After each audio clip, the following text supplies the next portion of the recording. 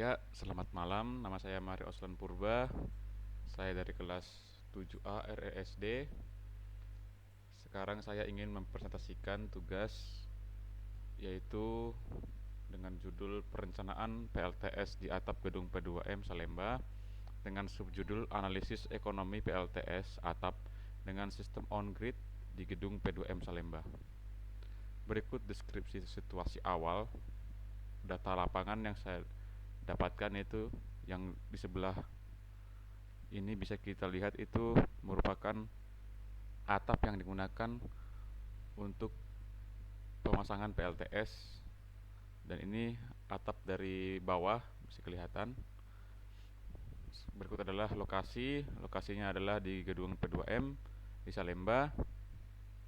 Ini ada tandanya di sini, di latitude min 6,1954 dan longitude di 106,8449. Berikut data iradiasi yang saya dapat dari Global Solar Atlas, di mana spesifik photovoltaic power outputnya itu ada di 3,636 kWh per day.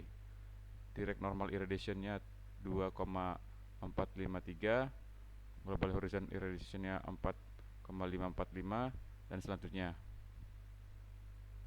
Berikut merupakan data bulanan dari Meteo.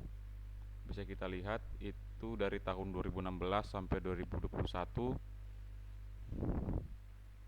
Selanjutnya adalah untuk total photovoltaic power output per bulannya dirata-ratakan itu berikut grafiknya. Selanjutnya di profil data beban bisa kita lihat di sini ya, di bebannya itu adalah lampu dispenser terus AC. Ini kami ambil karena agar tidak berat, dan ini on grid juga, jadi dari jam 8 sampai jam 4 sore. Jadi dia cuma jam 8 sampai jam 4 sore doang karena di on grid, dan data diambil dari kebutuhan beban perangkat pada kantor dan potensi jam pemakaian. Berikut untuk data kebutuhan energi beban harian, yaitu ada di 247 kWh. Untuk kapasitas modul suryanya bisa kita lihat itu kapasitas watt peaknya adalah beban energi harian dibagi iradiasi rata-rata harian, dimana tadi untuk data hariannya itu tuh 247 dibagi iradiasi rata-rata hariannya tadi 3,98, maka didapat itu kilowatt peaknya itu dikali 115% menjadi 77 kilowatt peak. Berikut untuk pembelian inverter, tadi kita lihat itu untuk daya puncak itu watt peaknya itu di 77.577 watt peak, dan data tersambung pelanggan PLN di gedung tersebut adalah 164.000 volt ampere, dan kami memutuskan untuk menggunakan inverter dengan kapasitas 40 kW, dan kami menggunakan 2 dan menjadi 80 kW. Untuk pemilihan inverternya sendiri kami memilih merek Huawei dengan model Sun 2040 KTL M3 480 volt. Untuk perhitungan luas daerah,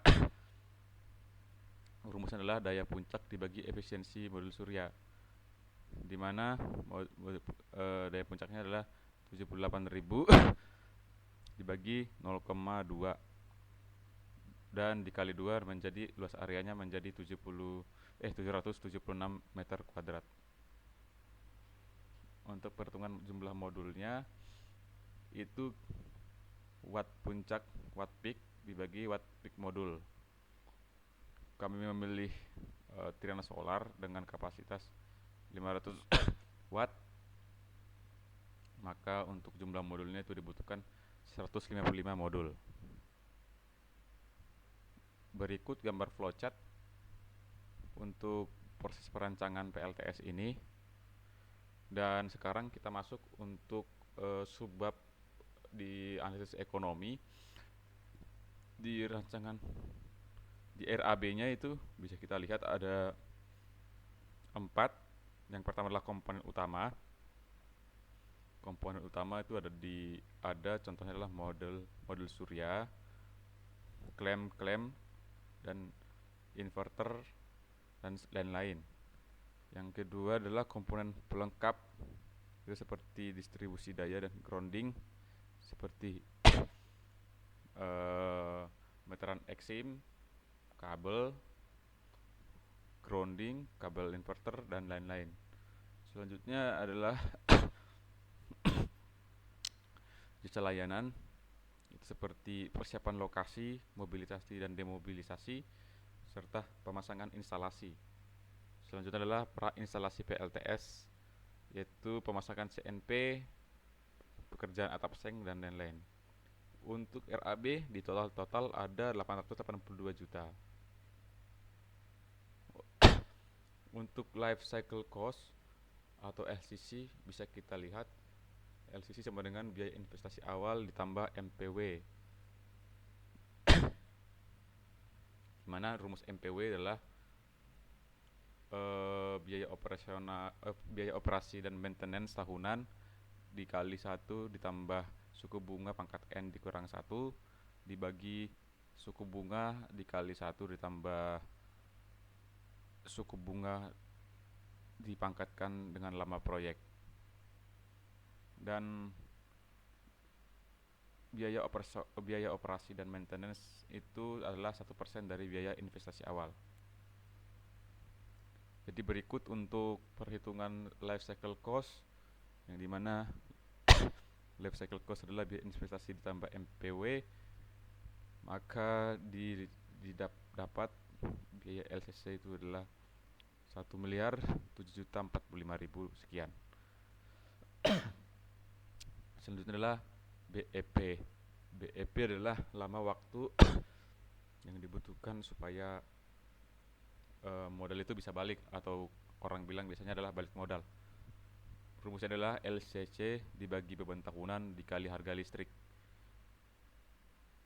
Tadi LCC-nya udah ada, beban tahunan dan dikali harga listrik 466, maka didapat BEP-nya adalah 33,5013 atau bisa dibulatkan menjadi 34 tahun. Dan berikut adalah sumber yang saya pakai untuk menyusun presentasi ini. Ada sekitar 10 case. Sekian untuk presentasi saya kali ini. Mohon maaf jika ada tutur kata yang salah. Terima kasih dan sampai jumpa lagi.